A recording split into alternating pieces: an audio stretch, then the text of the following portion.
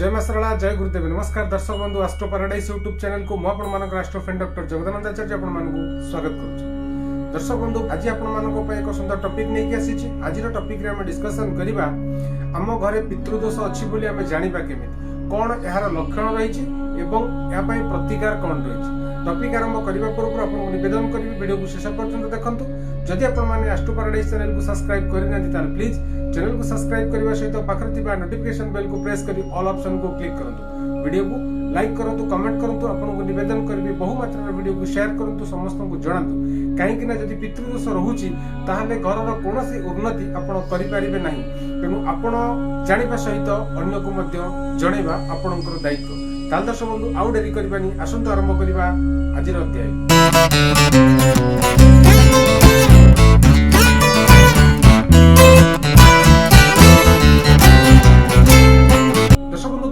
जानिबा पितृदोष कौन। पितृदोष आपणक घरे अछि बोली आपण केमिति जानिबे। पितृदोष होछि हमर पूर्वपुरुष बा पितृपुरुष देहत्याग कला परे सेमाने मुख्य गति को प्राप्त न करी इह धाम रे रहि जानती, जहार प्रभाव सीधा आम घर ऊपर पड़ी थाए, हमर दैनंदिन जीवन ऊपर पड़ी थाए, हमर कर्म संस्थान ऊपर पड़ी थाए। यह होछि पितृदोष। आपणक घरे पितृदोष लागिछि बोली आपण केमिति जानिबे। यार 6टा प्रमाण अच्छी, 6टा लक्षण। आपण ये 6टा लक्षण रु जानि परिबे आपणक घरे पितृदोष रहिछि ना नाही। प्रथम कथा ला, जदि आपणकर परमानेंट सोर्स ऑफ इनकम हेउ न थाए बा आपणकर कर्म संस्थान रे कोनोसी स्थिरता आसु न थाए, जदि आपणकर इनकम बहुत बढ़िया रहउछि किंतु अर्थ आपणक पाखरे रहउ नै, कोनोसी ना कोनोसी कारण रु ता खर्च हो जाउछि। लोन धार करज जदि आपणकर बढ़ी बढ़ी चालु थाए, सुझिबार कोनोसी मार्ग आपणको देखा जाउ न थाए, कि समाज रे मान सम्मान रे आपणकर बाधा आसुथाए, आर्थिक स्थिति को नहीं, ताहले आपण जानंतु आपणक घरे पितृदोष रहिछि। द्वितीय कारण बा द्वितीय लक्षण, मांगलिक कार्य रे आपणकर बाधा आसुथिबो। आपणक घरे विवाह योग्य कन्या बा पुत्र अछंती, सेमानकर बाहागर हेई पारुनी बा विवाह रे बहुत समस्या आसुची बा दाम्पत्य जीवन रे कलह आसुची। एमिति कि दाम्पत्य जीवन दुखकर हवा सहित डिवोर्स पर्यंत कथा जाउची। यह होची आउ गोटे लक्षण पितृदोष। तृतीय लक्षण आपण केमति जानिबे। विवाह पर जदि संतानर समस्या आसुथाए, विवाहर बहु वर्ष पर आपणकर संतान कन्सीव करू न थाए बा आपणकर कन्सीव कला परे ता मिसकरेज हेउथाए बा संतान उत्पत्ति हला परे से संतान नष्ट हो जाउथाए। पितृदोष जदि थाए घरे ताले संतान ऊपर बहु मात्रा रे प्रभाव पड़ी थाए। जदि आपणक घरे पितृदोष रहउची ताले संतान जनित समस्या आपण भोग करुथिबे। यह होची 3 नंबर लक्षण। 4 नंबर लक्षण कौन, आपणक घरु केबे भी रोग छाड़ी जीवो नाही। जनकर रोग ठीक हैला परे आउ जनकु धरिबो, आउ जनकर भलो होला परे आउ जन रोगाक्रांत हेबे। आपणक घरु मेडिसिन केबे भी जीवार ना नबो नाही। सेथिरो आपण अनुमान करंतु कि आपणक घरे पितृदोष रहउछि। पंचम कथा हला कि जदि आपणक घरे क्लेश, मतभेद, मतपार्थक्य, रागरुष, मान अभिमान सब बेले लागी रहउताए, द्वंद्व परिवार भितर कहा मन सहित कहा मन मैच न करिबा, जदि एई बड़ी समस्या आपण देखा दउथाय आपणक घरे, ताल आपण जानंतु आपणक घरे पितृदोष रहउछि। 6 नंबर कथा हला कोन, आपणक घरर छात ऊपर बा कांथरे अस्वस्थ गछ ऑटोमेटिक उठी जानती, ताल आपण जानंतु आपणक घरे पितृदोष अछि।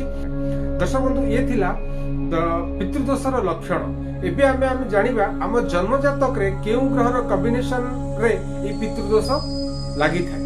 दर्शक बंधु, जदि जन्म जातक रे रवि निचस्थ होई राहु एवं केतुंकर प्रभाव रे प्रभावित होइथांती बा राहु एवं केतु युक्त होई रहिथांती, ताहाले पितृदोष लागि थाए। आहुरी मध्ये जदि रवि शनिंक नक्षत्र रे रुहंती ताहाले मध्ये पितृदोष लागे। शनिंक नक्षत्र हला पुष्या, अनुराधा एवं उत्तर भाद्रपद। जदि एई 3टा नक्षत्र रे आपनक जन्म जातक रे रवि महाग्रह रुहंती बा रहिथांती, ताहाले पितृदोष लागिछि।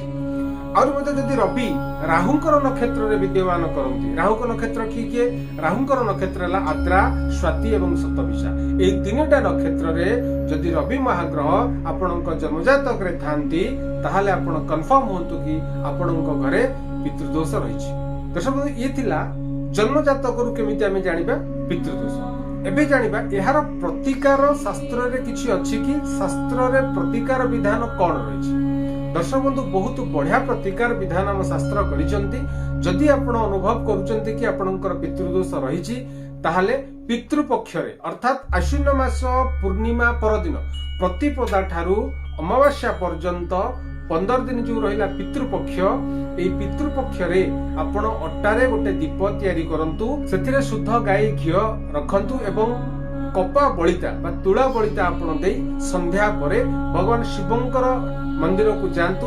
शिव मंदिर रे शिवंक सामना रे आपण उक्त अटा तयारी दीपटी को जाळंतु एवं प्रभु को प्रार्थना करंतु कि हे प्रभु आम घर उपरे आम उपरे जो पितृदोष लागिछि ताहा दूर हो जाऊ।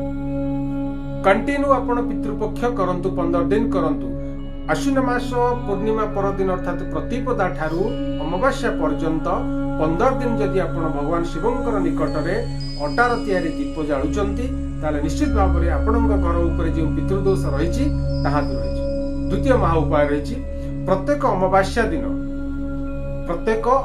दिन जेमती कहली अटार तयारी दीप प्रत्येक अमावास्या अटार तयारी दीप आपण करंतु सेथिरे शुद्ध गाई घियो दियंतु तुला बलिता पकई भगवान शंकरଙ୍କ मंदिर को जांतु संध्या पर अटार तयारी दीप जळंतु देखिबे आपणଙ୍କ घरे जो पितृदोष रही ताहा दूर हो। तृतीय उपाय कौन अछि? तृतीय उपाय होची साधारण कहिबाकू गले जदि जन्म जातक रे रविंकर स्थिति खराब रे थाए रवि राहुयुक्त केतुयुक्त होइतांती रवि शनियुक्त होइतांती बा रवि शनिकर नक्षत्र रे थांती बा राहु केतुंकर नक्षत्र रे थांती ताहाले पितृदोष लागे। तेणु प्रतिकार स्वरूप आपण रविंकर किछि जदि उपचार करूचंती प्रतिकार करूचंती सूर्यंकर उपचार करूचंती ताहाले मध्ये पितृदोष दूर होई पारिबो। ताले भगवान रविंकर पई कोन आपण उपचार करिवे? प्रत्येक दिन आपण स्नानादि कर्म परे तंबा पात्र रे शुद्ध जल भरि दियंतु सेतिर अल्प गंगा जल अल्प गुलाब जल अल्प टिके गुड़ नाली फूल कला राशि नाली अबीर एई सब को पकई भगवान सूर्य को आपण दैनिक अर्पण करतु। देखिबा आपनक घरे जे पितृदोष लागिछि ताहा दूर होई जिवो। दर्शक बंधु जो तीनटा उपाय महा उपाय म आपण को कहली अति पावरफुल यह ग्यारंटी सहित रिजल्ट आपण पाइबे एथिरे दुई मत नाही। आपण थरे करिके देखंतु जदि आपनक घरे पितृदोष लागिछि जो लक्षण मु कहली जदि आपनक घरे से लक्षण देखा जाउछि ताला आपण कंफर्म हो जानतु कि आपनक घरे पितृदोष लागिछि ताले एई भली प्रतिकार आपण करंतु देखिबे निश्चित भाव रे आपनक घरे जे पितृदोष लागिछि ताहा दूर होई जिवो। दर्शक बंधु पुणी आसीबी आगामी अध्याय रे आउ एक टॉपिक नै से पर्यंत मते अपेक्षा करंतु। भले थांतु खुशी थांतु मते विदाय देंतु रहिली। जय मां सरला जय गुरु।